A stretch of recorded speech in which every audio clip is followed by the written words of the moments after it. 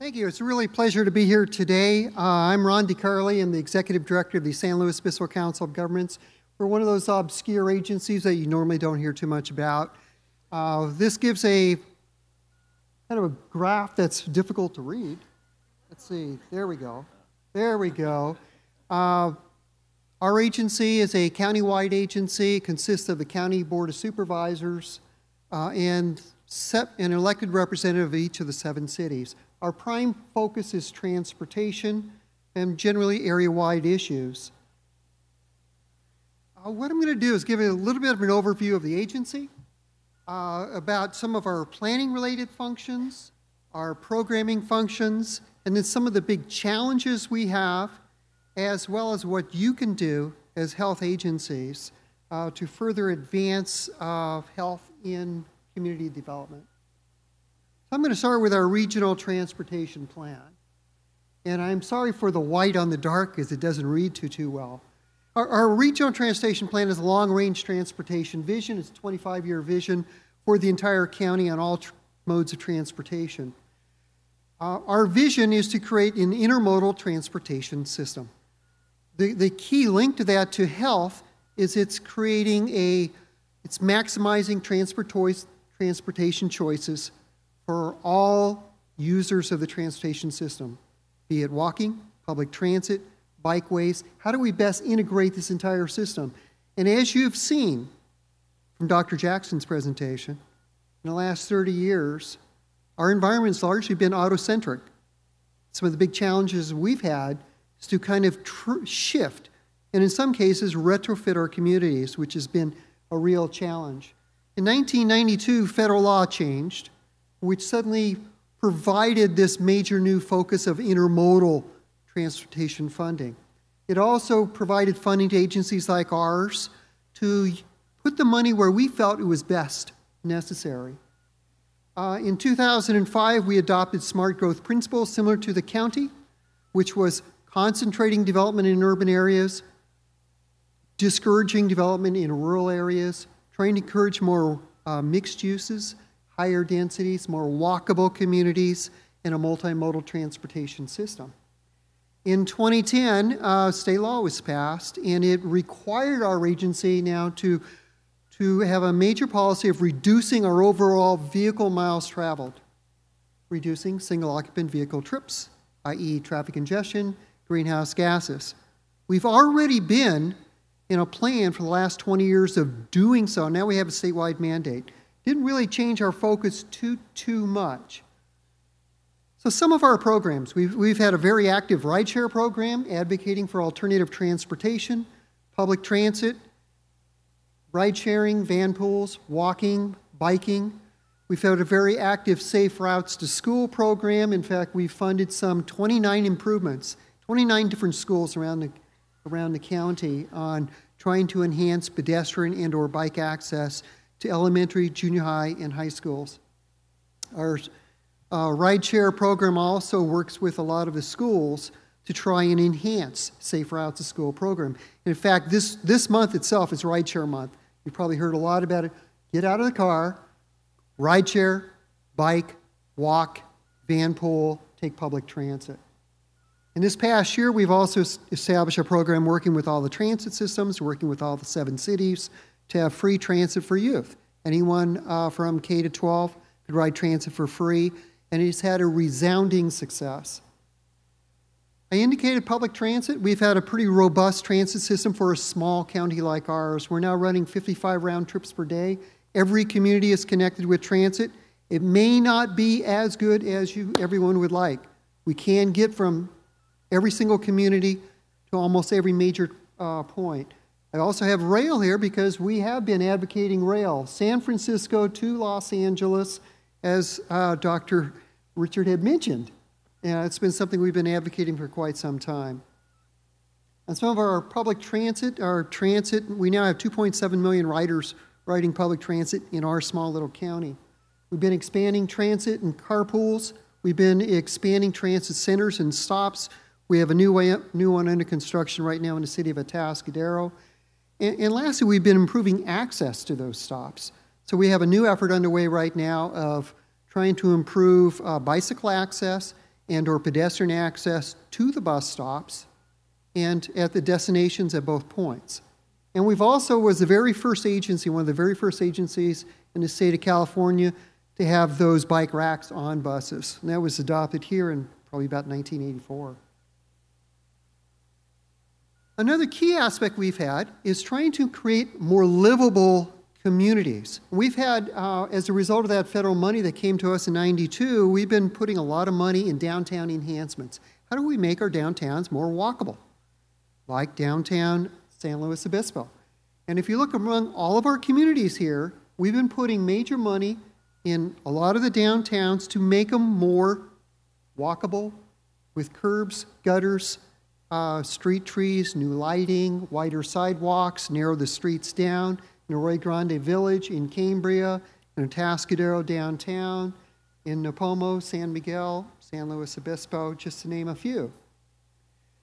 We've also been pushing a lot of money on complete streets. We've adopted a policy some time ago that if you want to have money to resurface the streets, and most of the state and federal money comes to our agency to member jurisdictions. And our policy has been, if it's a major collector and arterial, you're going to put in a sidewalk. You're going to put in bike lanes. And we now have bike lanes. We now have a pretty good system of bike lanes and walkways in almost every collector and arterial in our entire county. In '84, we had one on Los Osos Valley Road. And then there was quite a few later, subsequently in San Luis Obispo City, through a lot of joint efforts with our agency and member jurisdictions. We now have, for any major interchange, they shall include bike lanes like Los Osos Valley Road, like Briscoe will now include bike lanes as part of it. We now have bike lanes in all the major corridors throughout the county, Grand Avenue, El Camino Real, Vine Street up in Paso is a relatively new one, all the collectors in San Luis Obispo, and that's been our overall goal, is to let's continue to expand this and make it a more walkable, healthy communities. We've also been very strong advocates working with the cities and counties and putting money to expand the trail network. The City to Sea Bob Jones Bike Path that many of you probably are aware of has been one of our hallmark projects, and we're continuing to work on that. We're finishing up the environmental impact report with the county to complete that project. We've just completed a North Coast Trail that would provide an 18-mile trail north of Cayucas. We're working on a Salinas River Trail now, Templeton connector, Atascadero. We also have a number of boardwalks that many of you are familiar with. The Pismo Beach Boardwalk, the Morro Bay Boardwalk, the Cambria Boardwalk, Moonstone Beach. There's a variety of them in every jurisdiction. And what happens? When you put these in, people use them. Commercial hotels advertise them. Land values go up. These are just some of the examples of some of the ones in our county. We have them in every single community. So what are some of the results? We now have 28 miles of Class 1 multi-use pathways, 135 miles of Class 2 bike lanes, almost 300 miles of Class 3 bike lanes, boardwalks now in all 7 cities and a lot more coming. In our last adopted plan, we had $400 million of requests for bikeway, boardwalk-related street improvements, and for about 185 different types of projects. And we're continuing a major push for downtown enhancements to make more walkable communities throughout. This is a map that doesn't appear as well as it could. It shows our continuing new efforts to expand the coastal trail throughout our county, to include a trail throughout the Salinas River, to include a trail, the railroad bike path to Cal Poly, to complete the City to Sea bike lane from San Luis Obispo all the way to Avila, and then down through Pirates Cove and down towards Grover Beach. So those are some of the big plans, and we have pieces of them being funded in every single area. So what some of the challenges, quick challenges, are funding, pushback. There's some pushback we're getting from some people that says we need to get back to the basics of street and roads. The rest of this stuff is really fluff. That's, I think, where you really come in. And change is difficult. What you can do, participate, advocate, Testify before your planning departments, before every city, before the county, before our agency. 5 cities are adopting climate action plans now. They need your support for these kinds of improvements because there's a lot of pushback occurring that we need to get back to just plain streets, roads, and auto-centric. This is where we need to be. This is where we need a lot of your input. Thank you very much.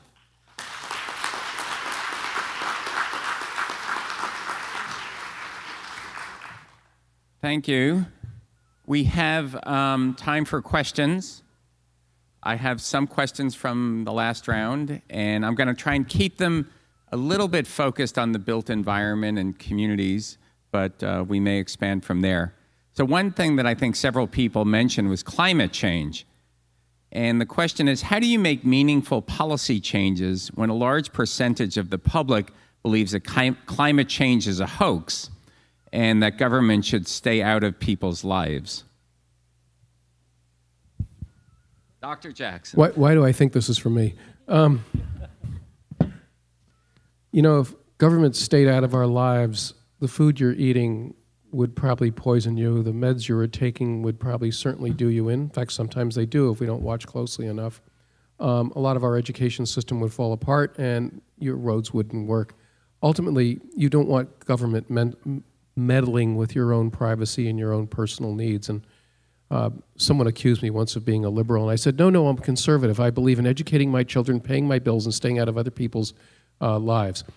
But, the truth is, the folks at NOAA and atmospheric sciences and all the rest are not working a political agenda. There are just mountains of data that document this. I think what people are objecting to is the implications of climate change mean we need to really rethink the physical world that we are living in. We cannot continue to pretend that it's not going to get hotter, that there aren't going to be more violent storms, and we've got to devise it. And, anytime in our... Do you know that North Carolina and South Carolina recently made climate change illegal? So I was thinking that maybe the California Medical Association ought to carry a plan to make cancer illegal because, nobody wants cancer. But what it meant was you can't, when you're making decisions about where habitation would occur, you can't say, don't put it there because we're expecting a 1-foot sea level rise in the eastern seaboard over the next 20 years, et cetera, et cetera. So I think there's a real shift going on. And maybe the bigger theme of my talk is we can't make short-term decisions. We owe our children and our grandchildren a world that is as healthful, safe, and beautiful and prosperous as the one we are given. And if we keep wasting today's wonderful gifts that we're given and stealing it from our future, we're guilty of generational child abuse.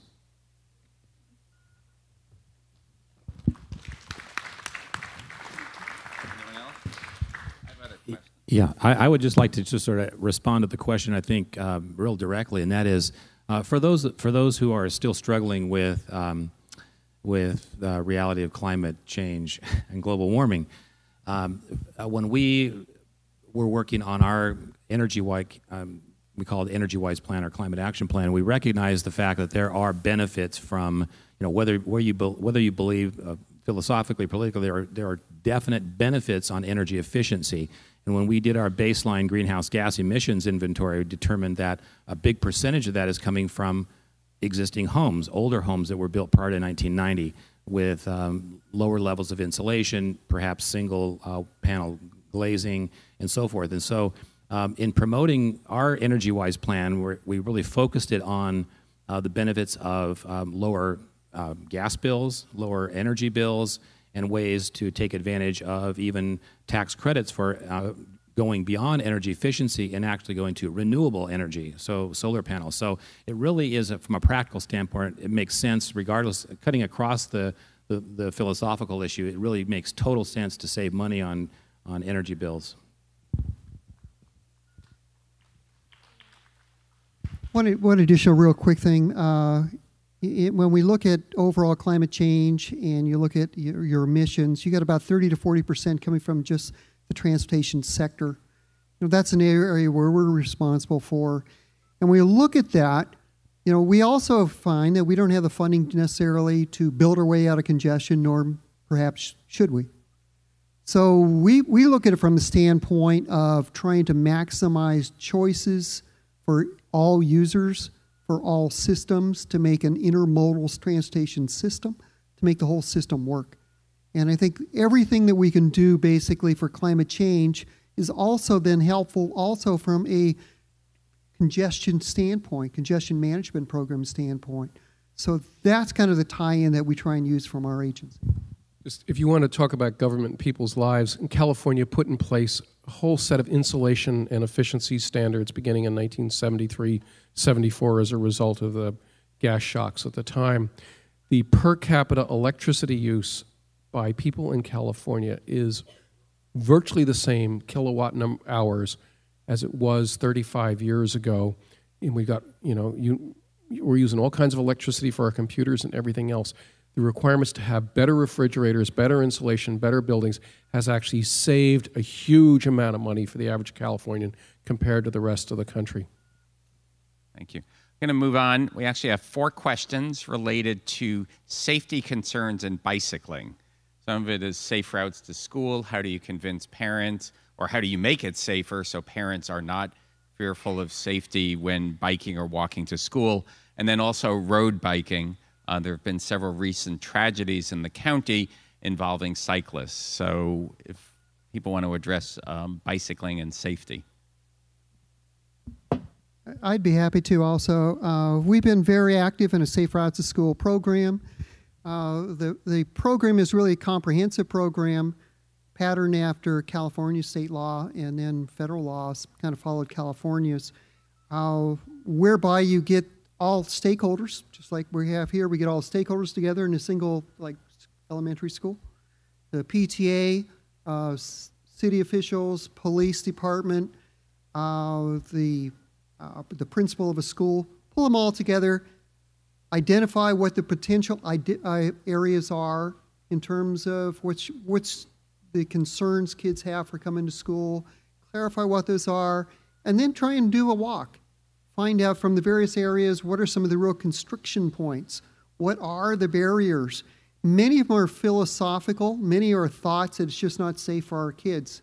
And when realistically, you don't necessarily have problems. Many of the areas may not have bike lanes, may not have crosswalks, and it's through those infrastructure type changes that could be enhanced. Some of them are one of fear of safety. So in some cases, you develop programs where you have a walking school bus, where a mom comes by and she picks up kids along the route. So there's a lot of different ways of handling, but it's best from a comprehensive standpoint, working with the schools, working with the PTA, working with the local jurisdiction, and then lastly, looking at funding for infrastructure. And the funding for infrastructure then hits the really hot spots, but it's working together with the entire community is the most cost-effective way. If suddenly we had 10 times as many bicyclists in this county as we do today, do you think deaths would go up tenfold? In fact, they don't. They probably would go up if you had 10 times as many bicyclists, but it begins to change the culture. And what they have found is you get more and more bicyclists on the road, the drivers become more careful. In fact, a lot of the drivers will be bicyclists themselves. Bicyclists themselves don't sweep close to a person that's bicycling. You do need to be separated. We had a death on Pacific Coast Highway in Los Angeles the other day. I can't imagine bicycling through Santa Monica with the car doors opening and everything else. So not everywhere is going to be safe for bicycling, and we've got to invest in the infrastructure, and it does cost more to put a couple extra feet on the width of a road and do it. And by the way, I think, actually, Ron, it would be good to explain what Class 1, 2, and 3 is. Maybe I was the only one that needs to be reminded, but... A Class 1 is a separated path, like the Bob Jones bike path. A Class 2 is on just a striped path on a roadway. And then a Class 3 is just a shoulder with a sign, usually that says, watch out. Doing at UCLA is actually painting the stripes green, and the psychological effect of that painting, and paint's cheap, is pretty effective. It's not perfect, but it's pretty effective. I just want to add one thing, since I'm a road cyclist, as I suspect many of you are in the room. There was a 3-foot passing bill that has been in the legislature the last 2 years that would require motorists to give at least 3 feet to a cyclist, and it was actually vetoed for a second time by Governor Brown, but I'm sure it will be back. So you might want to look at that next year. You all know how politicians think, by the way. They say, no, it's a bad idea. No, it's a bad idea. Actually, that was my idea in the first place. I'm going to try and connect the dots on 4 different questions. It has to do with the Farm Bill, subsidizing corn, high fructose corn syrup, and soda. So and it's a personal issue of mine as well, how do we really have a community discussion about the real impact of soda and other sugar-sweetened beverages, and how do we do it in a way that we can move ahead without polarizing the community? I've been called by no less than Tommy Thompson, the head of Health and Human Services, a troublemaker, and so I sometimes don't worry too much about polarizing, but this stuff's poison. Fructose is bad for you. It is almost as toxic as ethanol. It doesn't belong in your liver cells. Mother Nature put it in the fruits and berries at the top of the tree, knowing that you would be running around the woods depositing those seeds with a bit of fertilizer. You don't need very much fructose in your diet. The biology is that we shouldn't be consuming very much of it. So the way we have dealt with toxic substances in the past, whether it's ethanol, gin, or whether it's nicotine, tobacco, is we tax it, and then we use those taxes to disincentivize further consumption. What has happened, it doesn't matter whether it was lead poison, tobacco, or anything else, the industry doesn't want change. They don't want reduction in these sales, and it's toe-to-toe punches in the face to each side after a while. It's it is polarizing, and if you're not willing to get in the fight, you probably, But on the other hand, the only way to deal with a bully is to face up to them and fight with them. The city of Richmond is putting in a tax, I think, and I've contributed to the campaign, a sugar tax. I think they've raised $28,000. The soda industry's put in $2 million so far. El Monte's done the same thing. The backlash is going to be intense, but it was very intense in tobacco in the beginning too. Sorry. One thing I was going to say is that we have a health educator in our office, and she's going to work with Joel on putting together a forum in the spring on sugar-sweetened beverages and the possibility of taxing them. And that doesn't mean we're going to get anywhere with it, but we want to talk about it. We want to sit down and talk about it and see what our next steps are. So if you're interested on your evaluation form, if you want to put your name and maybe a contact information, we will contact you when we're getting our working group together. We'd love to have you join us on that. The last question is actually a simple question because we've heard a lot about you should get involved, you should go to council meetings, you should let your public officials know. And this question simply says, when are the council meetings and how do we find out about them? Okay, that's a great question. There are lots of councils. Right. So there's planning commission meetings at each of the cities in the county. Those are all on their respective web pages. There are city council meetings. Those are on agendas, and the Board of Supervisors. Now, in most cases, you'll find on all those agenda items, a majority are dealing with land use issues. So you really can just, wherever you live or wherever you happen to be working or associating with other professionals, you can find opportunities to, understand what projects are being heard or what policy documents are being considered by those decision-making bodies, and you can learn about them. The staff reports are usually always published online, or you can contact one of the planners in those planning departments and talk to them about those projects. So there are a lot of opportunities to comment. Can I just make a quick closing comment? There are 3,000 counties in the United States. I bet there are less than 100 where the health department goes and really spends time dealing with the planning commission. And I'll bet there's only 10 or 20 that deal with it with this level of intensity. And I need you to know just how special this county is and how the leadership that you are showing. It is, Kathleen and all of your staff, it's really remarkable.